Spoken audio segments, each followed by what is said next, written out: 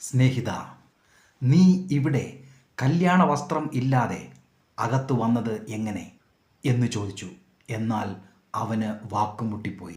മത്തായിയുടെ സുവിശേഷം 22-ാം അധ്യായം 12-ാം വാക്യം. കല്യാണത്തിന് ശ്രേഷ്ഠരായവരെ ക്ഷണിക്കുന്നുണ്ട്.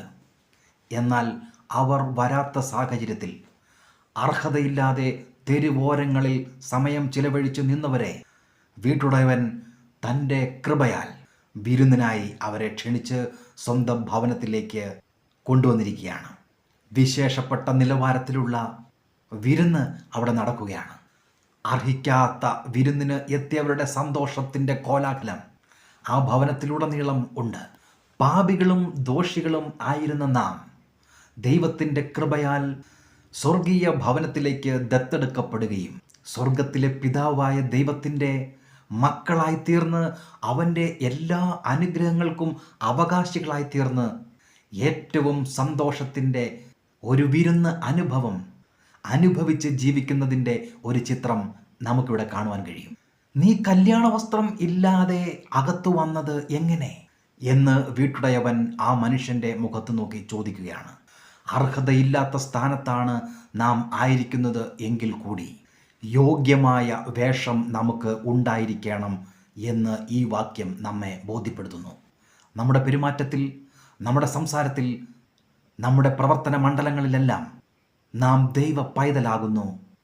പിതാവായ ദൈവത്തിൻ്റെ രൂപവും സാദൃശ്യവും പ്രതിഫലിപ്പിക്കേണ്ടവരായ നാം യോഗ്യതയോടെ നടക്കേണ്ടവരാകുന്നു എന്ന് നാം മനസ്സിലാക്കുകയാണ്. സ്നേഹിത എന്നു തന്നെയാകുന്നു ആ മനുഷ്യനെ ഇവിടെ അഭിസംബോധന ചെയ്യുന്നത്.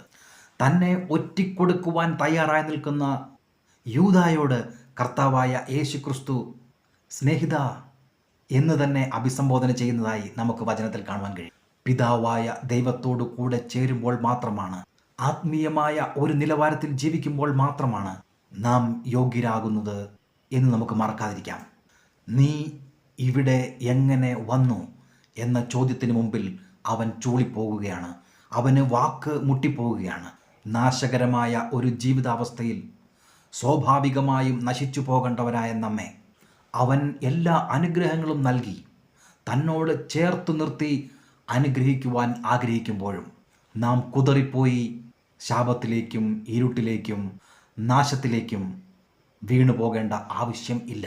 നമ്മുടെ അവകാശം മുറുകെ പിടിച്ച് വിജയകരമായ ഒരു ജീവിതം നയിക്കുവാൻ എപ്പോഴും നമുക്ക് അവകാശമുണ്ട് എന്ന് മറക്കാതിരിക്കുക.